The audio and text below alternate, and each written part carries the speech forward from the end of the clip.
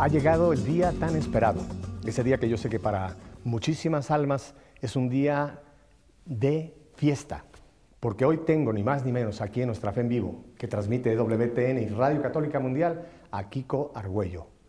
Kiko Argüello, muchísimas gracias por tu gentileza de acceder a esta entrevista. Yo sé que no eres un hombre de entrevista, ni te gusta estar ante cámaras, ni menos hablar de ti, pero pues me has dicho que gracias a Madre Angélica nos has concedido poder compartir estos minutos con todo nuestro auditorio. Así que muchísimas gracias. En el nombre del Señor, de Madre Angélica y de toda la gente de habla hispana que está en este momento con nosotros. Bienvenido, Kiko. Gracias. Kiko, vamos a ir al mero principio. Tú eres español. Sí. Nacido en León. León, allá arriba, ya llegando a los picos de Europa, donde empiezan por allá las cordilleras.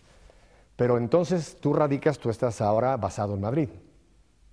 ¿Cómo es que tú llegas a Madrid? Mi familia se trasladó a los 2 años, que tenía 2 años, mi padre es abogado, se trasladó a Madrid. O sea que tú eres prácticamente madrileño. Sí. Te tocan un chotis y te pones a bailar donde quiera que te lo toquen. Bueno, sí, sí. Relativamente. Sí. Kiko, ¿cuál es tu formación profesional? ¿En qué tú es que te dedicaste como laico a formarte?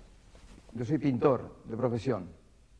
Hice todo el bachillerato primero y después entré en la universidad, en Bellas Artes. Terminé todo Bellas Artes y después hice muchas exposiciones y hice mi carrera de pintor profesional. O sea que hay cuadros por ahí firmados por ti en calidad de pintor. Me dieron un premio extraordinario nacional en España. Y dentro de la pintura, yo no soy un gran experto en pintura, pero dentro de la pintura, ¿cuál es tu proyección? ¿Eres modernista? En fin. Entonces hacía una pintura moderna entonces. Después llegó un momento que abandoné todo para irme a vivir entre los pobres. A ver, vamos a empezar a digerir. Un pintor que pues tiene su fama, tiene ya su clientela y de repente decide abandonar todo e irse con los pobres. ¿Por qué?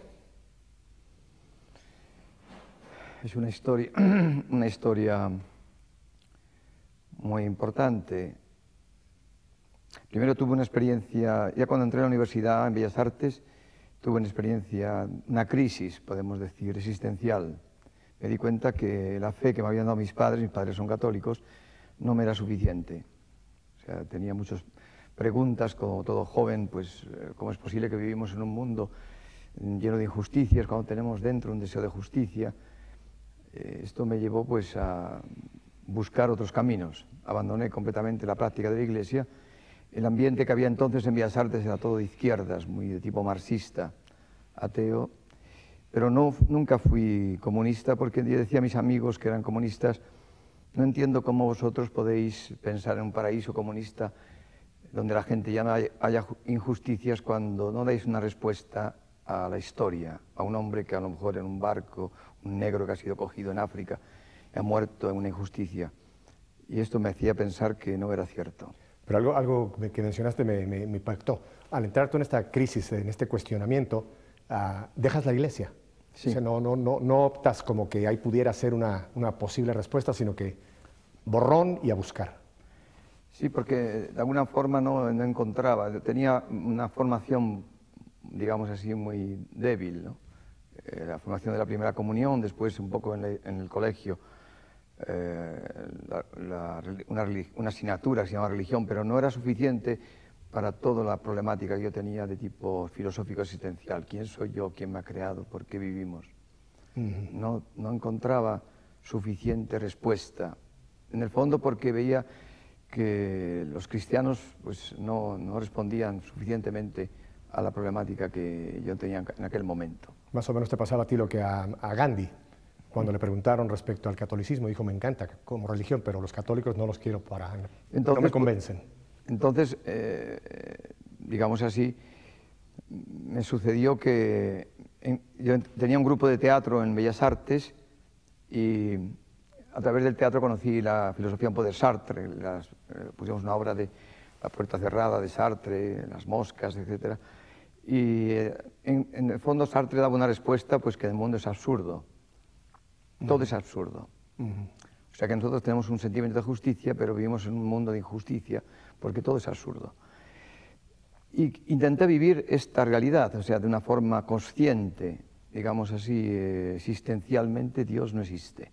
Si Dios no existe, Entonces, pues tengo que aceptar que una vez yo no existía, que ahora existe, que mañana no existiré, sin necesidad de inventarme ningún cielo, ninguna cosa superior. Intenté vivir honestamente la realidad de ateísmo. De alguna forma el cielo se me cerró completamente e intenté vivir pues practicándome al arte.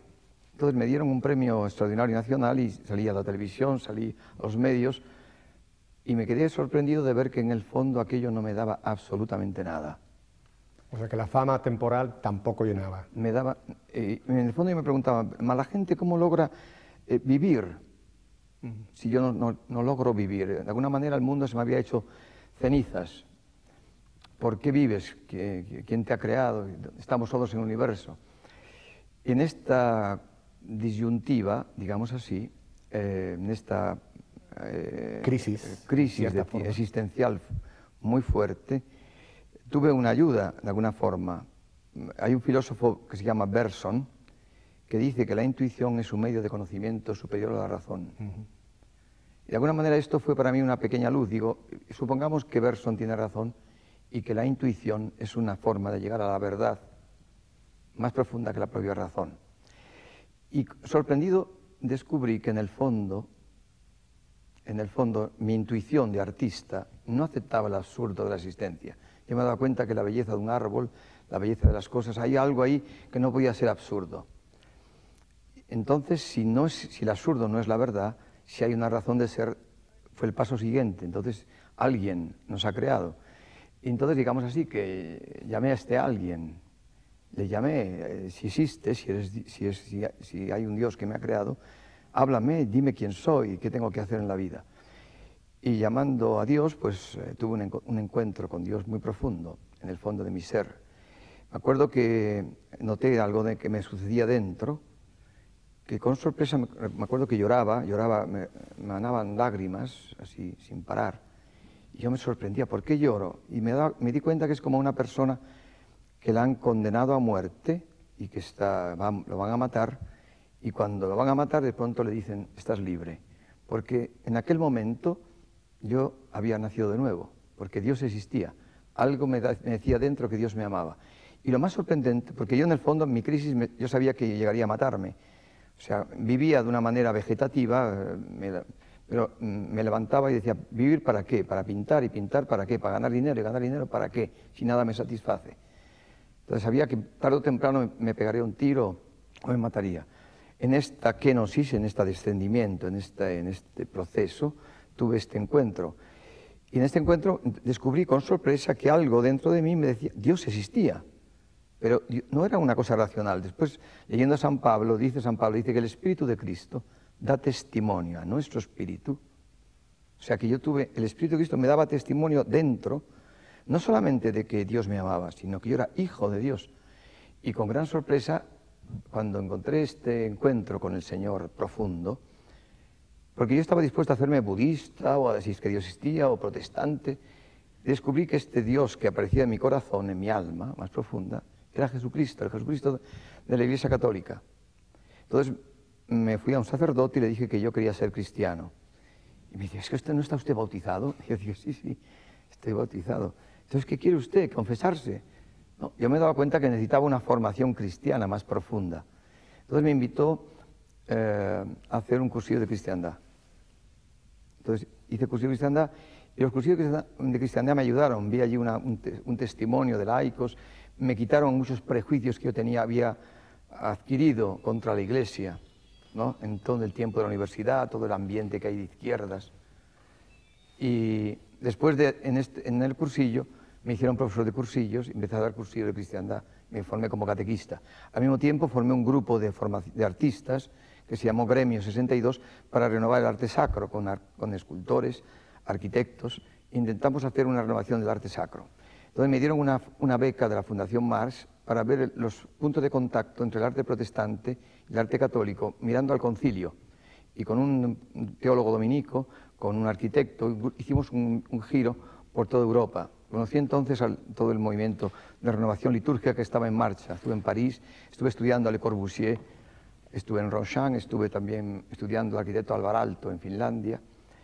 Y cuando en este viaje hubo un encuentro muy importante, y es que antes del viaje nos fuimos al desierto de los Monegros, porque el dominico conocía a los hermanitos de Foucault. Y ahí estaba el padre Guayón, que es el fundador de los hermanitos de Foucault. Ubícanos un poco geográficamente, ¿dónde se encuentra el desierto de los Monegros? Está en Zaragoza, cerca de Zaragoza. Aquí es una en parte España. En España.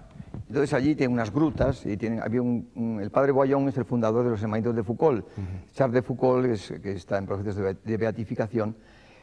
Y ahí conocí a Charles de Foucault, o sea, la historia de este monje que se fue a vivir a Tamanrasset y que quiso vivir la familia de Nazaret, el tiempo de la vida oculta de Jesucristo, en silencio, y me quedé enormemente impresionado de este tiempo.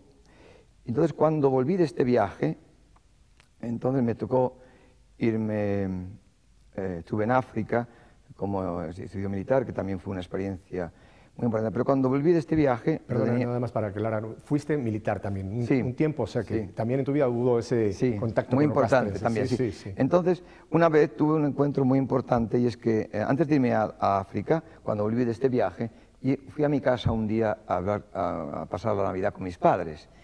Y la mujer de servicio, que la cocinera, el día de Navidad, era el día de Navidad, me la encontré en la cocina llorando.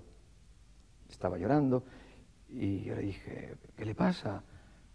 Y me contó que le habían metido a su marido en la cárcel porque era un borracho y que pegaba a su hijo, y su hijo lo había querido matar. Total, me contó Una de pronto, tragedia. me abrió una tragedia y yo me quedé tremendamente impresionado. Y me dijo que si la podía ayudar. Entonces yo me quedé tan impresionado que decidí al otro día, al día de Navidad, después de Navidad, ir a verla. Y vivía en una barraca miserable allí, a las afueras de Madrid. Y vi también a su marido, que había salido de la cárcel, que era que siempre borracho, tenía 9 hijos. De pronto me encontré con un espectáculo de miseria espantoso. Y decidí entonces ayudarla. Llevé a su marido a cursillos y su marido, pues durante un tiempo, dejó de beber, pero después volvió otra vez a beber. Entonces, cada vez que su marido se volvía a emborrachar y en su casa había una tragedia, porque con un palo pegaba, me llamaba esta señora, esta mujer de servicio, que era el único que escuchaba a su marido que se calmaba de su violencia, era yo. Total, que al final me di cuenta, ¿y si Dios me está llamando a que me vaya a vivir con esta familia para que este hombre no se emborrache más? Y me fui a vivir con ellos. Entonces me pusieron un catre allí en la cocina, me acuerdo que tenía unos gatos allí, y en aquel ambiente, que era un ambiente de miseria, tuve un encuentro mucho más importante, una etapa segunda. Descubrí el sufrimiento de los inocentes. Allí había gente terrible, había una mujer una enferma de Parkinson que pedía limosna, que el marido la había abandonado, había otra señora que estaba tirada por allí, o sea, yo como había conocido el existencialismo francés, hay un escritor francés que se llama Camus, que ha escrito un libro que se llama La peste, que presenta el problema del sufrimiento de los inocentes. Pues yo como cristiano, o sea, vamos así, con la experiencia de Jesucristo, el Espíritu Santo me dijo que en aquellas personas que sufrían había una presencia de Cristo crucificado. Entonces, cuando me tocó después más tarde marcharme a África para hacer el servicio militar, ya en África ya el Señor me estaba rondando que yo pensaba, si Cristo volviera otra vez, porque tiene que volver el Señor, ¿no? La segunda venida volverá, sí. Me gustaría que me encontrase a los pies de los pobres que están crucificados por el sufrimiento. Y con esta idea que me iba rondando, el Señor me estaba llamando, tenía montado el grupo de arte sacra, era profesor de cursillos, tenía un estudio, tenía un montón de cosas. Ya el Señor me estaba persiguiendo, al final lo dejé todo y decidí marcharme a vivir entre los más pobres. Conocí a una asistente social que me habló de un barrio de Palomeras Altas, que había una chabola, allí de tablas, que era un sitio de gitanos y de kinkis, de gente completamente... Gitanos, sí, usaste otra palabra sí, que no... Kinkis se llaman en España una especie de ambulantes que no son de raza gitana, que van por los pueblos arreglando cacerolas, se llaman quinquilleros, de quincalla, quinquilleros, se llaman kinkis, y que han sido muy perseguidos por la policía porque roban, etcétera, gente. Pero entonces, al final, pues ya vi con claridad que Dios me estaba llamando a dejarlo todo y a marcharme allí a vivir. Y en el fondo Charles de Foucault me daba, era como un monje, me fui allá a vivir, dispuesto a ponerme a los pies de los más pobres, como el que se pone a los pies de la presencia real eucarística. Allí, pues, y allí me acuerdo que había en la barraca una serie de perros, hacía un frío que pelaba y los perros me calentaban. Me fui con la Biblia y con una guitarra y dormí allí por tierra Eso pensaba yo, a ir allí. Y de allí pues Dios tenía todo otro plan, mucho más impresionante. Vamos a entrar a ese plan, pero yo te quiero hacer dos tipos de preguntas. A tu familia, cuando tú esa Navidad descubres esa necesidad de esta familia y tomas después la decisión de marcharte a vivir para ayudarlos, ¿cuál fue la reacción de tu familia? Te hago esta pregunta porque hay muchos padres que cuando un hijo o una hija trata de dar una respuesta a Dios, sí, muchas veces se encuentran pues quizá con un obstáculo, con mucha negativa. ¿Cuál fue la reacción de tu familia? Te lo puedes imaginar, pues no lo entendían. Mi padre pensaba que estaba loco. Mi padre, que me había visto que me habían dado un premio de pintura, he hecho exposiciones y exposiciones en Holanda, hice una exposición de arte sacro en Royan, en Francia, invitado por el Ministerio de Relaciones Culturales. De pronto que tiraba mi carrera por la ventana, había ganado mucho dinero y me marchaba a vivir ahí entre los gitanos. No lo entendieron y yo, pero no tuve más remedio que ser fiel al Señor.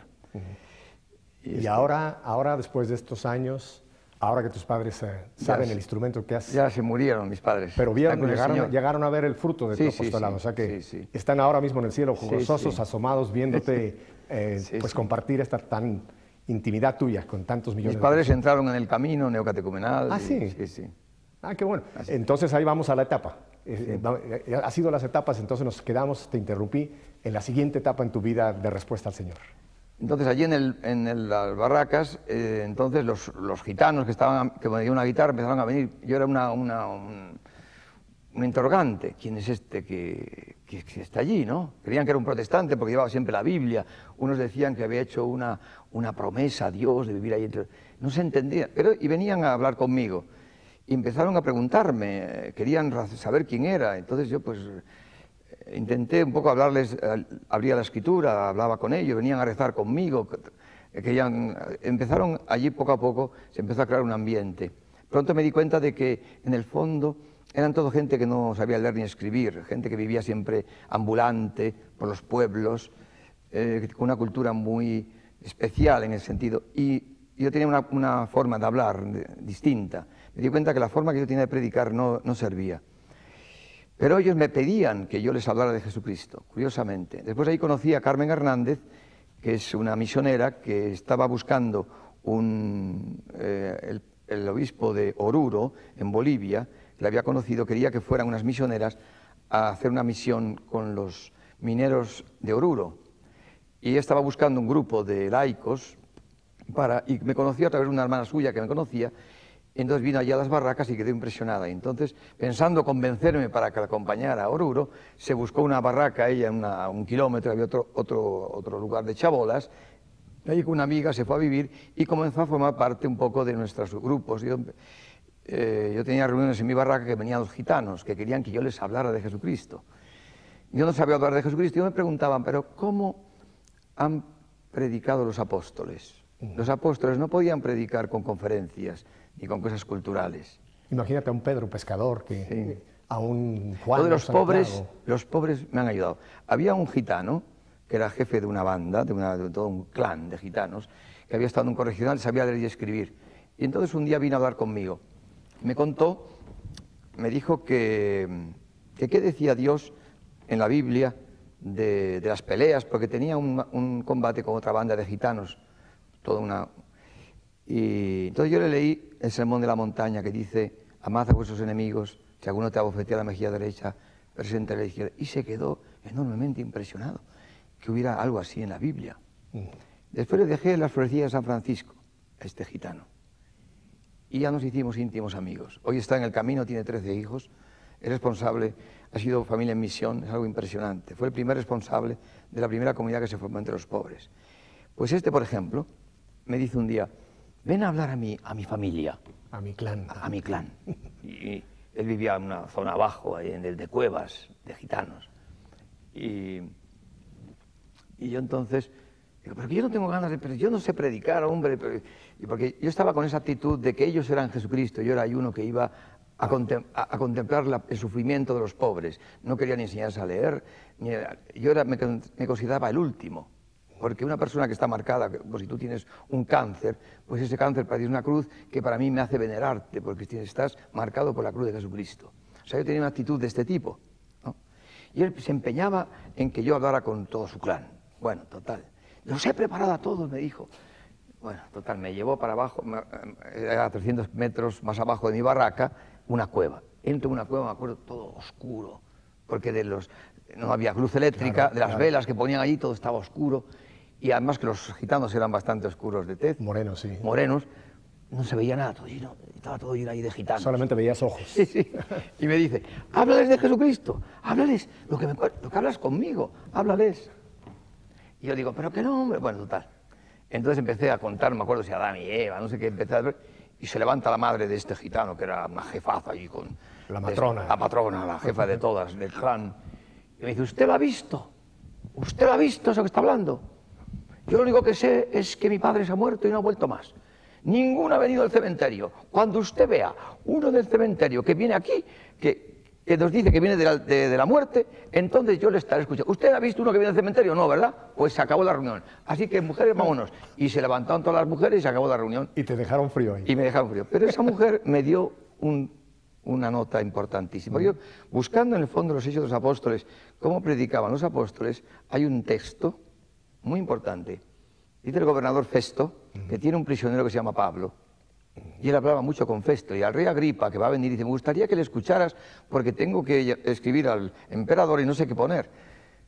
Porque este habla de un muerto que él dice que vive. O sea, que de toda la catequesis de San Pablo, la única cosa que ha entendido un pagano es que hablaba de un hombre que ha venido del cementerio. Exactamente lo que aquella gitana pedía como testimonio. Entonces me di cuenta que el nudo central de la predicación apostólica era la resurrección de Cristo sobre la muerte. Piensa que te estoy hablando de cuando estaba empezando el concilio, cuando todavía el misterio pascual no era tan brillante, era más fuerte el sacrificio de Cristo sobre la cruz. Sin embargo, allí esta mujer pedía algo en ese sentido muy importante. 60, 61, sí, 62... No, 64, era 64. Ya casi para concluir. Sí, para concluir el concilio. El año 64, 65. Y así, pues, poco a poco, por ejemplo, otra vez, de cómo, o sea, los pobres, este ambiente ha sido como un caldo de cultivo, como un laboratorio, donde el Señor ha hecho gestar una síntesis querigmático-catequética, que hoy se está predicando en todo el mundo. Pues esta síntesis querigmático-catequética la han fraguado los pobres. Por ejemplo, esa pregunta que una persona te hizo, sí, hoy día está teniendo repercusión en el mundo entero. Sí. A través del camino neocatecumenal. Exacto. El querigma, el anuncio de la resurrección de Jesucristo. Cristo ha vencido la muerte. O sea que la epístola a los Hebreos dice que por el temor que el hombre tiene a la muerte, está sometido a la esclavitud del demonio durante toda su vida. O sea, una persona se casa y el matrimonio le va mal y la mujer le destruye. Por el temor que tiene a que le destruya a la mujer, se divorcia. Por el temor que el hombre tiene a la muerte, es esclavo del demonio. Por el temor. Entonces, dice Jesucristo, ¿qué ha venido a hacer? Pues dice la epístola a los Hebreos que Él ha tomado nuestra carne para poder quitar al demonio este poder que tiene sobre la muerte. ¿Y cómo le quita el poder que tiene sobre la muerte? Venciendo la muerte, resucitando de la muerte. Cristo vence la muerte. Pero, ¿y cómo? ¿A mí qué me importa que Cristo haya resucitado la muerte? ¿Cómo su resurrección me llega a mí profundamente? Me libera a mí de la muerte. Pues eso es la obra del Espíritu Santo. O sea que el Espíritu Santo, porque nosotros decimos que el hombre, en el fondo, tiene una muerte óntica. Su ser, el ser del hombre está muerto por el pecado original. Porque el pecado original consiste en que el demonio a nuestros primeros padres les engañó diciéndoles que por qué tienen que obedecer a Dios. O sea, que es mejor que ellos son Dios. Ellos son Dios. O sea, el ser Dios. O sea, que en el fondo el árbol de la ciencia del bien y del mal, que es como un símbolo, es muy importante, es algo que todo hombre experimenta en la vida. O sea, el demonio nos sugiere, que existe realmente, a través de pensamientos, nos dice en el fondo que la prueba de que Dios no es amor, de que no nos ama, es que nos limita. ¿Ves? Te prohíbe comer este árbol. Y te prohíbe porque es celoso, te castra. ¿Entiendes? Entonces eso lo cree. Entonces, si tú comes, si tú transgredes Si tú, por ejemplo, a lo mejor te gusta la mujer de otro amigo, de un amigo, y ahí te encuentras frente como el árbol del bien y del mal. El demonio te dice, pero ¿por qué no pecas con ella? Te la quieres, te gusta, os gustáis, pero sabes que te ha dicho el Señor, no adulterarás. Pero el demonio te dice, ¿quién te ha dicho? ¿Ves? Te está castrando Dios. Come, adultera y serás libre. Es la moda, todo el mundo y lo serás hace. libre, serás libre, serás libre, serás Dios, serás Dios. Esto de ser Dios, ¿no? Le parece al hombre, es como un engaño profundo. Entonces comió del árbol, pero el Señor dijo, no comas porque morirás. Morirás. Entonces, ¿cuál es la muerte que comió y murió? ¿Qué muerte es la que el hombre recibe cuando mata a Dios en su vida? La muerte de su ser más profundo. Porque yo soy persona porque alguien me ha creado, ¿no? La palabra persona viene de la raíz griega, viene del personaje de una obra de teatro. Te dan un papel, un rol, te dan tú harás de príncipe, otro hace de princesa, otro hace de soldado, otro hace de caballero. O sea que nosotros, persona, quiere decir que te han dado una misión, que alguien te ha creado, existes para alguien. Bueno, ¿y si de pronto Dios no existe? Entonces la raíz de mi ser persona queda truncada, queda rota. Mi ser más profundo, ónticamente, queda muerto. Experimento la muerte de mi ser, algo que un filósofo danés, Kierkegaard, llama la muerte óntica, que es muy real. Entonces, por el miedo que tenemos a la muerte, estamos sometidos a la esclavitud del demonio. ¿A qué muerte se refiere la Escritura? No a la muerte física, hay mucha gente que se suicida. A la muerte del ser. El hombre está muerto en su ser. ¿Quién soy yo? Yo no existo para nadie. El hombre está muerto, su ser está muerto. Quiere ser ahora. Quiere ser para la mujer, quiere ser para los amigos. Pero para ser, para que te quieran, necesitas ser guapo, ser joven, ser bello, tener dinero. Tener dinero, tienes que triunfar. Y luego encima te das cuenta que no te quiere nadie. O sea, el ser del hombre. Entonces el hombre está muerto dentro, tiene que ser curado dentro.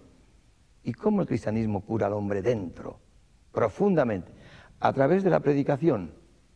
Dice San Pablo que Dios ha querido salvar al hombre a través de la necedad de la predicación. Porque lo que anuncia el cristianismo es una noticia.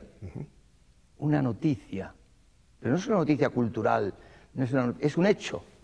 Nosotros ponemos el ejemplo, es como si mañana tú se ha muerto un tío tuyo en Brasil y te ha dejado en testamento 50 millones de dólares, por ejemplo, o 1.000 millones de dólares, una cifra enorme. Es un simple ejemplo. Esto... Es un ejemplo, 1.000 millones de dólares. Y te está buscando...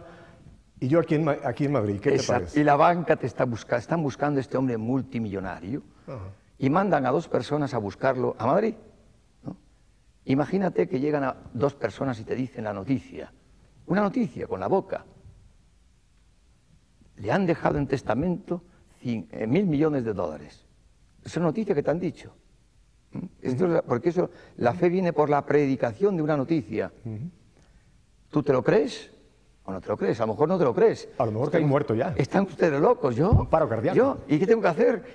Si te la crees, dirás, ¿qué tengo que hacer? Claro. Y te dirán, vaya usted a la banca, firme usted y recibirá usted todos estos millones. Bueno, pues lo que ha hecho Jesucristo por nosotros, nos ha dejado un testamento, algo que vale mucho más que 1.000 millones de dólares.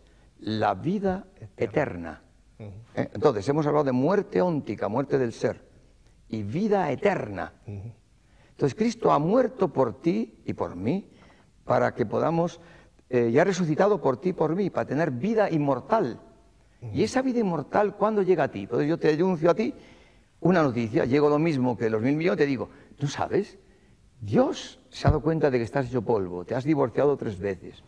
Estás sufriendo tantísimo, estuviste en tiempo alcoholizado porque tuviste unas crisis enormes, todo producto de tus conflictos internos. Bueno, pues yo te voy a decir una noticia. Cristo te ha dejado en testamento vida eterna. Puedes tener ahora, no morirás, nunca. Tú no morirás. Cristo ha resucitado para ti y te va a dar la vida eterna ahora. ¿Lo crees? Imagínate que tú lo crees y me dices, como decían a San Pedro, ¿y qué tengo que hacer? ¿Qué tenemos que hacer? Lo mismo que lo del banco. Y dice San Pedro, haceos bautizar y recibiréis el Espíritu Santo. Entonces, ¿cómo llega a ti esa vida eterna? Pues si tú crees que Cristo ha muerto por tus pecados, porque tiene primero que purificarte de todos tus pecados, claro. Cristo, porque si no el Espíritu Santo no puede venir dentro de ti. Claro, lo que dice Pablo, que en la cruz clavó la nota de cargo que había contra nosotros, claro. O sea, liquidó la cuenta. Dios no puede estar donde está el pecado. Claro. ¿No? Entonces primero Cristo te tiene que purificar. Él pagó la cuenta por tus pecados, tú crees, le das tus pecados a Cristo. Le das tus pecados a Cristo. Cristo los sufre el castigo que tú tienes que tener. Lo sufre por ti y gratis recibes el perdón de tus pecados. Y mediante el bautismo, el perdón de tus pecados, el Espíritu Santo viene a ti. ¿Y qué es el Espíritu Santo? Por lo que decía antes de mi testimonio, el Espíritu de Cristo entrando dentro de ti te da testimonio de que Dios te ama, de que no morirás. Estás habitado por el Espíritu Santo, inhabitado por la Santísima Trinidad. No estás nunca más solo. Tú fíjate qué cosa impresionante. Dice San Pablo que Cristo ha muerto por todos los hombres, por todos. Y dice, y murió por todos para que los hombres no vivan más para sí mismos, sino para aquel que murió y resucitó por ellos. O sea que en el fondo la antropología, antropó significa el concepto del hombre que tiene San Pablo, para San Pablo el hombre está condenado a ofrecerse a sí mismo todas las realidades. O sea que el hombre todo lo vive en función de su felicidad. Está condenado al egoísmo. Y esto para San Pablo es una condena, porque no se puede dar a los demás, porque el pecado, no somos protestantes, no ha destruido nuestra naturaleza. Sabemos que la verdad es darnos a los otros, amar. Pero no podemos amar, se nos impone el egoísmo, por el pecado original, por la muerte óntica. Entonces solamente Cristo nos salva, regenerándonos interiormente, dándonos de su Espíritu, que nos hace hijos de Dios en el bautismo. Hijos de Dios, nos hace santos, amigos de Dios. Tenemos la vida inmortal, tenemos dentro vida eterna. ¿Y qué es tener dentro vida eterna? La capacidad que tenemos de amar al otro más allá de la muerte. Tú estás casado, tu mujer tantas veces puede ser tu enemigo por problemas que tiene, ¿entiendes? El Espíritu Santo te permite amarla más allá de la muerte, aunque sea tu enemigo. Por eso el matrimonio tuyo cristiano es indisoluble. La amas, aunque sea tu enemigo, amas más allá de la muerte. Esto es el cristianismo, que es una cosa impresionante. Por eso yo tengo que dejar la pintura, todo lo considero basura, decía San Pablo, cuando de ganar a Cristo.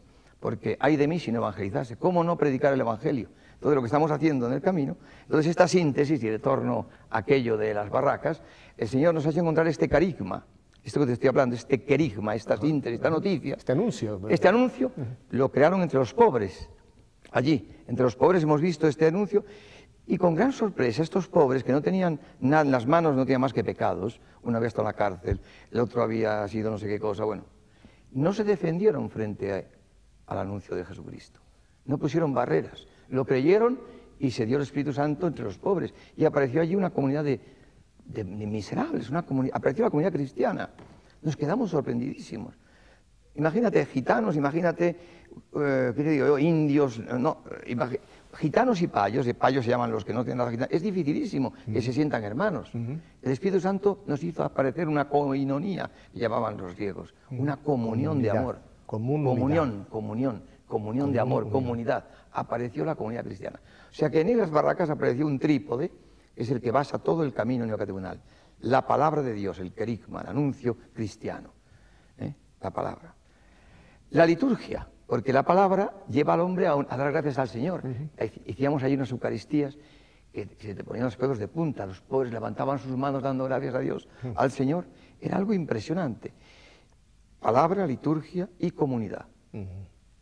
Algo que el Talmud de los hebreos dice, el tratado Abó, dice que el mundo se sostiene por tres cosas, por la Torá, por el culto y por la caridad, por el amor. Están las tres otra vez. Esas palabra, son liturgia y comunidad. Exacto, la caridad, obras de misericordia. O sea que entonces esta pequeña comunidad la conoció Morcillo, el arzobispo de Madrid, porque la policía en la época de Franco quería tirar las barracas y le conocía de cursillos y le llamé, y el milagro que vino a defendernos de la Guardia Civil, de las barracas. Y tiraron la barraca de Carmen, en la zona de Carmen, y cuando vio nuestra comunidad, que estuvimos rezando con el arzobispo, el arzobispo estuvo en mi barraca, vio donde yo dormía, vio a los gitanos y se puso a llorar, el arzobispo. Empezó a llorar en mi barraca y me dijo, Kiko, yo no soy cristiano, me dijo, y desde hoy mi palacio estará abierto para ti. Y ha cumplido su palabra. siempre. Nos permitió celebrar la Eucaristía en el barracón de la parroquia cercana. Bueno, total, nos ha defendido siempre y nos dijo que fuéramos a las parroquias. Pero no empecéis si el párroco no está en el centro, para que no hagáis una iglesia paralela, con el párroco al centro. Y no tengas miedo que yo te ayudaré. Y ahí empezamos nuestra andadura. Problemas, persecuciones, los curas que no nos aceptaban, que si yo no predicaba suficientemente, herejías que me decían, de todas maneras, pues siempre nos defendió el obispo. Dijo el obispo: tú, Kiko, tranquilo, yo soy el escudo de la fe, de tu fe, soy el obispo, no tengas miedo. Y ha sido. Y después, cuando nos llamaron a Roma, me dio una carta para el cardenal Florite, porque él había sido secretario general del concilio, juntamente con el cardenal Florite, para empezar en Florencia. Y me dio una carta para el cardenal del Acqua, que era entonces el vicario episcopal, era en Roma, y con la carta fuimos al cardenal del Acqua y empezamos en 4 parroquias, y poco a poco empezó el camino a extender con grandes milagros. Yo estoy sorprendido de lo que Dios está haciendo en el mundo. Nosotros estamos en el mundo abriendo en las parroquias un camino de gestación a la fe, de descubrimiento de esta vida nueva, este hombre nuevo. El hombre que se encuentra con Jesucristo, su vida se transforma. Tiene dentro vida eterna, la vida inmortal, no nos morimos. Entonces la vejez adquiere ya todo un carácter distinto, nos acerca a Jesucristo. La enfermedad, estamos con Cristo, supliendo lo que falta a su pasión, como en un altar, con Él. Todo tiene un sentido diferente, todo está iluminado. Si el mundo supiera lo que significa Cristo, el amor de Dios mostrado en Cristo a toda la humanidad. Kiko, aquí se cumple esa promesa del Señor: yo he venido para que tengan vida y vida en abundancia. Esa es la vida en abundancia que empieza ya desde este vivir, no solamente el día que lleguemos a la patria celestial, sino este vivir acá. Yo te tengo un par de preguntas, porque contigo ha sido una de las entrevistas más fáciles que he tenido. No he tenido que preguntarte, tú has ido contestando solo a las preguntas que yo pensaba hacerte, así que te agradezco y le agradezco al Espíritu Santo que pues, te ha dado esa humildad de compartir tu vida personal y este caminar tuyo en la fe y lo que Dios ha levantado a través de esto. ¿Qué pasó con aquella matrona? La gitana aquella, la que se levantó con todas, ¿logró abrirse al Señor?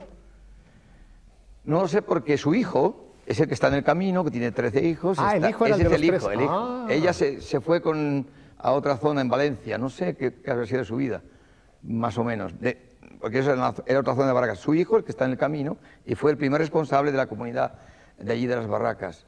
Hoy estuvo en familia en misión en los pueblos jóvenes en Perú, en Lima. ¿Seguro? Algo fantástico. Seguro que el Señor la tocó, y tú no lo llegaste a ver, pero seguro que le llegó también. Lo importante es que muchos de las Barracas se convirtieron a Jesucristo. Su conversión fue verdaderamente impresionante. Una persona que allí entre los pobres veía aquella comunidad, se tocaba el Espíritu Santo. Así es. Se tocaba es que se quedaba uno impresionadísimo.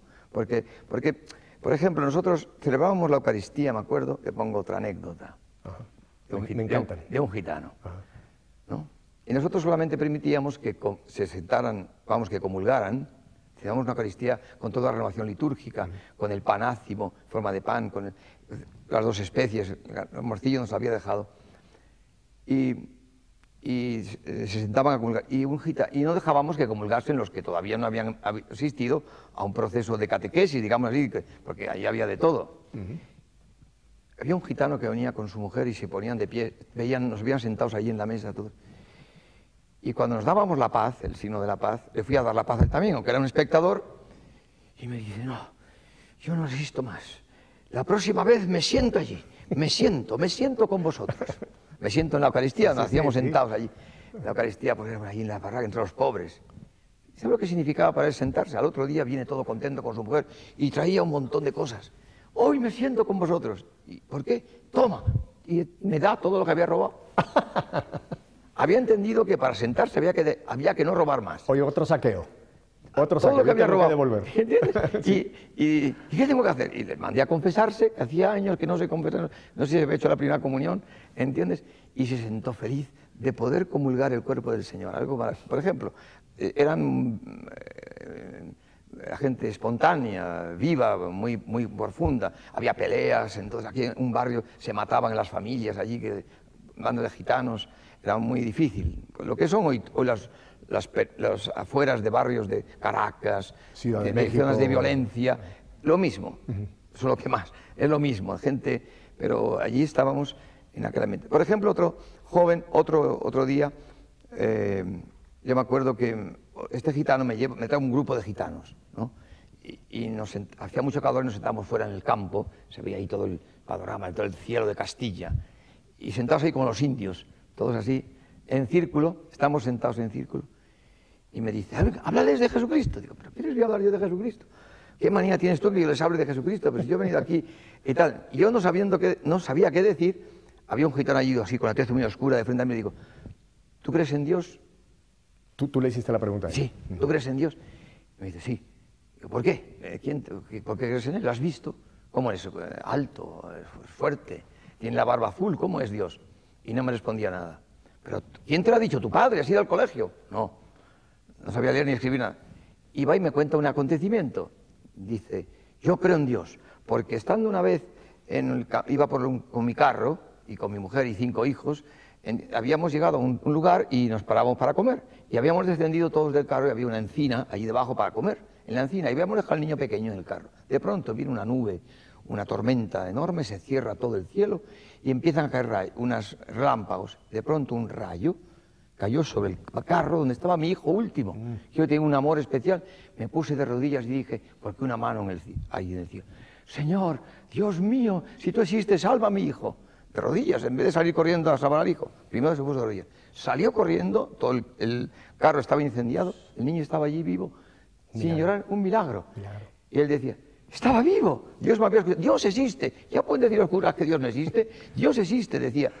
Pero ahí este hombre me dio una clave, porque todo este libro, la Escritura, está lleno de acontecimientos donde Dios interviene en este libro. La palabra de Dios. La palabra de Dios no son más que racontar acontecimientos de Dios. Entonces, esta es una catequesis que hacemos en la parroquia. Si tú vienes a una catequesis del camino neocatecumenal, el catequista te pregunta, ¿tú crees en Dios? ¿Por qué crees en Dios? Y te pregunta, pero tú tienes un acontecimiento donde has visto que Dios existe porque te ayudó. Y mucha gente no lo tiene. Tiene unas ideas teóricas de Dios. De pronto tiene una fe debilísima. No sabe que Dios incide, actúa y salva a los hombres. Eso es otro acontecimiento, cómo se han fraguado estas catequesis que hoy se están extendiendo en todas las parroquias, por todo el mundo, y que el Papa ha aprobado con los estatutos. Esa iba a ser mi segunda pregunta, voy a una anterior. En este momento, Kiko, nos están viendo y escuchando millones de personas por tantas partes. Qué hermosísima Biblia, por cierto, la portada, ¿eh? Sí. Yo te vi desde que entraste con tu palabra de Dios y yo sé lo que significa para ti, para todos nosotros. Una persona que nos está viendo en Perú o nos está viendo aquí mismo en España o nos está viendo en cualquier parte de América o aquí de Europa y se ha interesado muchísimo por esto que tú has compartido, esta visión, este caminar, empezar a buscar a Cristo. ¿Qué puede hacer en su ciudad? ¿Cómo pueden encontrarse con el camino neocatecumenal? Alguien que no sabe nada del camino. Mira, lo más importante de todo es, yo pienso que la Virgen que ha inspirado este camino, en el fondo, lo más importante es la gracia más grande, es dar al hombre la posibilidad de vivir su fe en una comunidad. Eso es una cosa tan inmensa. O sea, hemos vivido la fe en la cristiandad, la misa el domingo, ¿no? Pero en el fondo la gente iba a misa, hacía los sacramentos, pero no tiene una comunidad concreta. Una comunidad de hermanos, de 50, 40 hermanos, que se quieran. Jesucristo ha dicho, amaos como yo os he amado. En este amor, entonces, ¿qué es lo que hace el camino en una parroquia? Hoy, a nuestro lado, hay mucha gente secularizada, ¿verdad? O sea que, quiere decir secularizado que la vida moderna le ha hecho perder el sentido de lo sacro, de lo sagrado. Las cosas religiosas no le dicen nada. Mundanizado. Lo religioso no le dice nada. Nada. No, entran en las iglesias como los japoneses haciendo fotografías. Sí. Ni el cura le dice nada. Entonces, la pastoral que se hace normalmente en una parroquia, las misas, las catequesis, es para gente religiosa, pero no sirven para un secularizado, para un hombre moderno, secularizado, medio ateo, socialista, etcétera, ¿no? Esos signos religiosos no sirven. Hacía falta un signo, y yo pregunto, ¿hay un signo que llame a la fe a un hombre moderno secularizado? Sí, dice Jesucristo, amaos como yo os he amado. Y en este amor, ese hombre ateo conocerá que sois mis discípulos. Y si vuestro amor es tan fuerte que sois perfectamente uno, ese hombre creerá Todas las parroquias de América tiene el deber el párroco de evangelizar a los secularizados. Correcto. ¿No? Pero si esa pastoral que lleva la parroquia no sirve para los alejados de la iglesia, para los secularizados, habrá que también evangelizarlos. ¿Cómo? Pues fundando en las parroquias una comunidad cristiana que dé ese signo, como yo os he amado. Cristo nos ha amado en la dimensión de la cruz, ¿no? Me parece. Bueno, Cristo nos ha amado en la dimensión de la cruz. Lo tengo aquí. Espera un momento.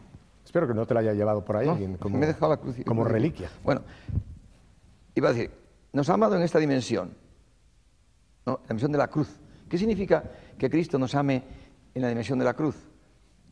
O sea, que nos amemos como Él nos amó. Cristo nos amó cuando éramos sus enemigos. No sé si tú has visto muchos cristianos que aman a sus enemigos. El concilio ha dicho que la iglesia tiene que ser un sacramento de salvación. O sea, es decir, un sacramento es una cosa que se ve. Quiere decir que nuestra fe tiene que crecer hasta el punto de que se vea la fe de los cristianos, como yo os he amado. Entonces el camino en la parroquia intenta, a través de un proceso de catequesis, de recorrer el bautismo, de hacer crecer la fe de los bautizados, para que su fe llegue al punto de que nos amemos en una comunidad, de tal forma que este amor sea un signo para los secularizados. Por ejemplo, en Roma tenemos 100 parroquias, 500 comunidades, llenos de alejados de la fe. ¿De dónde vienen? ¿De dónde viene toda esta gente a las catequesis? Todos han visto el signo de la unidad y el testimonio. El grito de la iglesia primitiva, mirad cómo se aman, vuelve a aparecer en el mundo moderno, secularizado. O sea, vivir la fe en una comunidad cristiana es algo maravilloso. No hay pobres, no hay ricos, nos ayudamos unos a otros. No hay clases sociales, aquí entra todo el mundo, negros, blancos, chinos, mujeres de servicio, con ingenieros. En los jóvenes, estamos juntos, no es una pastoral parcializada a los jóvenes, no, la comunidad cristiana, el pueblo de Dios, comunidad cristiana. Entonces, las parroquias abrimos un proceso de educación a la fe en una comunidad, después hacemos una segunda comunidad, una tercera, y la parroquia se va transformando en comunidad de comunidades. Hay parroquias que tienen 30 comunidades, 15, todas en proceso, todos con el mismo espíritu, todos tienen sus catequistas, hay una comunión total entre los hermanos. O sea que realmente es una forma de evangelizar al mundo moderno. Sí. Ahora, yo soy Juan Pérez y en mi parroquia no hay camino neocatecumenal. ¿Qué puedo hacer? Pues le dices al párroco, ¿por qué no abre usted el camino neocatecumenal y llama a los catequistas? Para empezar necesitamos primero que el obispo, no hacemos nada sin el obispo. Si el obispo se da cuenta que esto es un carisma, un don del Señor para ayudar a la Iglesia en esta forma moderna, entonces nosotros muchas veces mandamos un equipo que habla con los párrocos. El párroco dice que él quiere empezar y se empieza en una parroquia que se llama catequesis de adultos, podemos llamarle catequesis o camino neocatecumenal, se anuncia en las misas que se va a comenzar una catequesis y la gente que quiere viene. Y viene a unas catequesis donde hay una persona como yo, un laico, con un equipo, nombramos, normalmente en el equipo hay un sacerdote, y anunciamos este querigma, la noticia, esperando que anunciando la noticia de que Cristo ama, la gente que escucha, Dios, Cristo que está resucitado, les envía el Espíritu Santo, porque la fe viene por la predicación. Y si se adhieren a la predicación, experimentan, mientras escuchan, experimentan el Espíritu Santo, vienen ellos, realmente, y su vida se transforma, poco a poco se va transformando. Tenemos miles y miles de jóvenes, es algo impresionante. En la comunidad cristiana se está salvando la familia. Hoy la familia es muy difícil. La gran amenaza del mundo moderno es el demonio contra la familia. Está desestructurando, se está en Europa desestructurando la sociedad, destruyendo la familia. Todo lleno de abortos, de divorcios, está todo estructurado. Entonces, las familias, una familia que tiene una comunidad cristiana, que se quieren, se ayudan. Si el matrimonio está en crisis, todos los hermanos rezan, se levantan por la noche a rezar, le ayudan, llaman a los catequistas. Así que no tenemos gente que se divorcia ni que se separa en el camino. Bendito se salvan todos. Y luego, y como están muy contentos, se abren a la vida. Tenemos el promedio de hijos más alto del mundo, 5 por familia. Lo cual quiere decir que la mayor cantidad tienen 8, 9, 10 hijos. Algo importante en una Europa que está yendo hacia la apostasía y que tiene un nivel 0 de natalidad, que es algo verdaderamente impresionante. Y el camino abre esta vía para que esto se revierta en una manera. Claro. Kiko, he abusado de tu tiempo. Sí. Muy bien. He abusado de tu tiempo. Te tengo solamente un último comentario antes de que cerremos. Hace muy poquito, el camino neocatecumenal ha recibido la aprobación oficial, final de Roma. ¿Nos puedes en un minuto simplemente decir qué ha pasado en esta fecha tan importante para todos los neocatecúmenos en todo el mundo? Ha sido algo maravilloso, porque en el fondo son 5 años de trabajo con la Santa Sede. En el fondo la gente nos ve como un movimiento, como una congregación religiosa, como un movimiento, como una asociación de laicos. No saben qué éramos.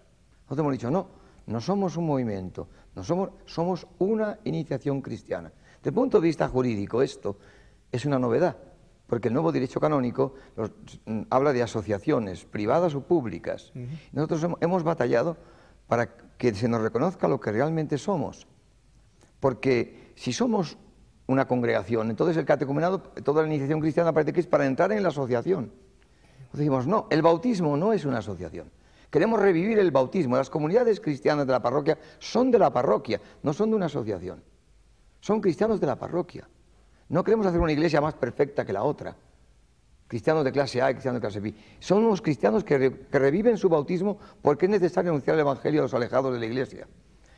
Eso ha sido una batalla importantísima. El Papa nos ha reconocido a la Santa Sede como una iniciación cristiana, como un catecumenado postbautismal. Es la primera vez en la historia de la Iglesia. Los canonistas de todo el mundo nos han felicitado. Han dicho que la Iglesia ha hecho un paso hacia adelante. Importantísimo ha sido esto. O sea que por eso estamos, mira, la Iglesia ha sido una madre para nosotros, estamos muy contentos de que nos ha respetado realmente lo que nosotros somos. O sea, se ha dado cuenta de que no somos... Con esto no quiere decir que seamos mejores que el Opus Dei o que otra cosa, todo lo contrario, es algo maravilloso la Iglesia, pero somos distintos, somos una iniciación cristiana. Termino diciendo una cosa, cuando el Papa nos recibió la primera vez en Castel Gandolfo, nos invitó a la misa, nosotros solos, el equipo Carmen, el Padre Mario y yo, que somos el equipo responsable del camino neocatecumenal. Hicimos la misa juntos y después él se queda rezando delante del Santísimo unos segundos, ¿no?, dando gracias por la misa. Y nosotros estábamos esperando fuera, en el pasillo, esperando a que acabara. Cuando terminó, se levantó y vino hacia nosotros. Y nos dijo que durante la misa, pensando en nosotros, había visto delante de él bautismo, ateísmo, bautismo catecumenado. Lo cual yo me quedé sorprendido, porque el catecumenado es anterior al bautismo, en la Iglesia. No, él había dicho bien. Ateísmo, él viene de Polonia. Ateísmo, bautismo, catecumenado. Yo no lo entendía. Después, más tarde, visitando las parroquias de Roma, en una parroquia dijo, yo no sé si Kiko Altro ha pensado, ¿dónde estaba la fuerza de la Iglesia primitiva y dónde está la debilidad de nuestra Iglesia hoy mucho más numerosa? Y ha encontrado respuesta en la palabra catecumenado. O sea que el Papa, que es un filósofo de la fenomenología de Husserl, él se ha dado cuenta que la Polonia, que estaba toda bautizada, frente al ateísmo marxista, los bautizados se han hecho comunistas. Han visto que su bautismo necesitaba un catecumenado postbautismal. Ateísmo, bautismo, catecumenado. Por eso se ha entendido tanto Juan Pablo II. Lo había ya pensado él antes, y cuando nos encontró a nosotros en la iglesia, dio gracias a Dios porque Dios venía a responder, se dio cuenta que el bautismo de muchos cristianos hoy, frente a la agresión del mundo moderno, frente a la televisión, frente a la pornografía, frente a la violencia, frente al ateísmo moderno, frente a las filosofías, necesita ser reforzado el bautismo de los cristianos. Por eso, entonces la Iglesia ha reconocido un catecumenado postbautismal. ¿Qué es el camino neocatecumenal? Un catecumenado postbautismal. Mucha gente tiene... ¿Y cómo tiene este neocatecumenado? ¿Qué imagen tiene? ¿Qué imagen tiene? Pues la familia de Nazaret, porque el Verbo de Dios, la palabra del Padre, el Hijo único del Padre, el Verbo de Dios, ha necesitado, cuando se ha hecho hombre, nace como un niño chiquitín, pero solamente como adulto cumplirá su misión. Y para hacerse adulto, ¿qué ha necesitado? Una familia para que se haga adulto. Hoy mucha gente que ha recibido el bautismo, ha recibido una catequesis y una comunión, está como raquítico su bautismo. Necesita una comunidad cristiana que, como la familia de Nazaret, su bautismo crezca hasta hacerse adulto.